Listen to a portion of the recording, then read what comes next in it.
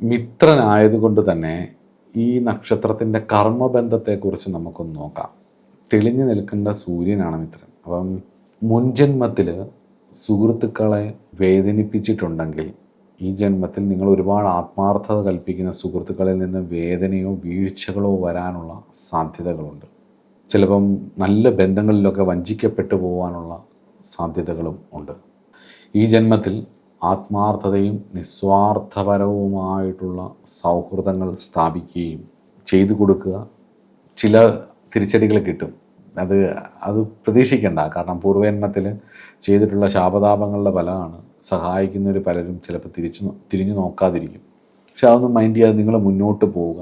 ഒരുപാട് വിഷയങ്ങൾ, ഒരുപാട് നല്ല കാര്യങ്ങൾ ചെയ്യാൻ, സപ്പോർട്ട് ചെയ്യാൻ കഴിവുള്ളവരാണ് നിങ്ങൾ. ചിലപ്പോൾ നിങ്ങൾ വല്ലതും പ്രതീക്ഷിക്കുമായിരിക്കും. ആ പ്രതീക്ഷിക്കുന്നിടത്താണ് നിങ്ങളുടെ വേദന വരുന്നത്. ഇല്ലെങ്കിൽ ഒരുപാട് പേരെ സഹായിക്കാനും നിസ്വാർത്ഥപരമായിട്ടുള്ള ഒരുപാട് കാര്യങ്ങളും ചെയ്യാനുമുള്ളൊരു വിധി അനിഴം നക്ഷത്രത്തിനുണ്ട് എന്നുള്ളതാണ്. അനിഴം നക്ഷത്രക്കാർ ഇറങ്ങി തിരിച്ചു കഴിഞ്ഞു കഴിഞ്ഞാൽ ആ കാര്യങ്ങൾ നടത്തിയെടുക്കാൻ പറ്റും. പക്ഷേ നിങ്ങൾ അതിൽ നിന്ന് കൂടുതൽ അപ്രീസിയേഷനോ അല്ലെങ്കിൽ കയ്യടികളോ പ്രതീക്ഷിക്കുകയാണെങ്കിൽ ദുഃഖം സുനിശ്ചിതമായിരിക്കും. ആ എന്തൊരു കാര്യമാണോ, ഇപ്പോൾ ഒരു അമ്പലം നിങ്ങൾ നടത്തിയെടുക്കാൻ നോക്കുന്നു, അല്ലെങ്കിൽ ഒരു കമ്പനി നിങ്ങൾ നടത്തിയെടുക്കാൻ നോക്കുന്നു, അല്ലെങ്കിൽ ഒരു വീട്ടിലെ പ്രശ്നങ്ങൾ ഏറ്റെടുത്ത് നിങ്ങളത് ചെയ്തു തീർക്കാൻ നോക്കുന്നു, അല്ലെങ്കിൽ നിങ്ങളുടെ സുഹൃത്തുക്കളുടെ ഇടയിലുള്ള ഒരു സംഘത്തിൻ്റെ ഒരു ഗ്രൂപ്പിൻ്റെയോ കാര്യങ്ങൾ മുന്നിട്ട് നിന്ന് നടത്താൻ നോക്കുന്നു. ഇതിനെല്ലാം നിങ്ങൾ പ്രതീക്ഷിച്ചു കഴിഞ്ഞാൽ നിങ്ങൾ ആ ഗ്രൂപ്പിൽ നിന്നെല്ലാം പുറത്താവും, ഒറ്റപ്പെട്ടു പോകും.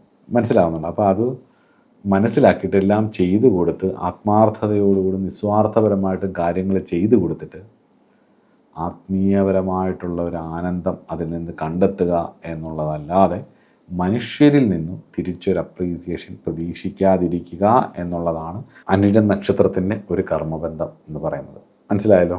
അനിഴം നക്ഷത്രക്കാർ ഒരിക്കലും ഒരു പൂർണ്ണ ആത്മീയവാദികളല്ല. പൂർണ്ണ ആത്മീയവാദികളല്ല എന്ന് ചോദിച്ചാൽ യതിയെ പോലെ ആവണം എന്നൊന്നുമില്ല ഒരാൾ സ്പിരിച്വൽ ആവാൻ. ഒരു തെറ്റിദ്ധാരണയാണ്. ഒരുപാട് ഋഷിമാർ, ഒരുപാട് ആചാര്യന്മാർ പുരാണങ്ങളും ഇതിഹാസങ്ങളും വേദങ്ങളും തന്ത്രവും ഒക്കെ പഠിച്ച് നമുക്ക് മനസ്സിലാവും. നമ്മൾ ആരാധിക്കുന്ന ദേവതകൾ പോലും ഗാർഹസ്ഥ്യം ഉള്ളവരായിരുന്നു എന്നുള്ള. വിഷ്ണു ആണെങ്കിലും മഹാദേവനാണെങ്കിലും വള്ളി ദേവസേന സമേതനായിരിക്കുന്ന സുബ്രഹ്മണ്യ സ്വാമി എല്ലാവരും ഗൃഹസ്ഥരാണ്. അപ്പോൾ ഗാർഹസ്ഥ്യം ഉണ്ട് എന്നുള്ളത് കൊണ്ട് ഒരാൾ സ്പിരിച്വൽ അല്ലാതെ ആവുന്നില്ല എന്നുള്ളതിനൊരു തെളിവും കൂടിയാണ് ഈ നക്ഷത്രം. ഇവർക്ക് ഭൗതികവും ആധ്യാത്മികവുമായിട്ടുള്ളൊരു സന്തുലിതാവസ്ഥ നിലനിർത്താനുള്ള അസാമാന്യ കഴിവ് ഉണ്ട് എന്നുള്ളതാണ്. ഞാനത് പലയിടത്തും കണ്ടിട്ടുണ്ട്.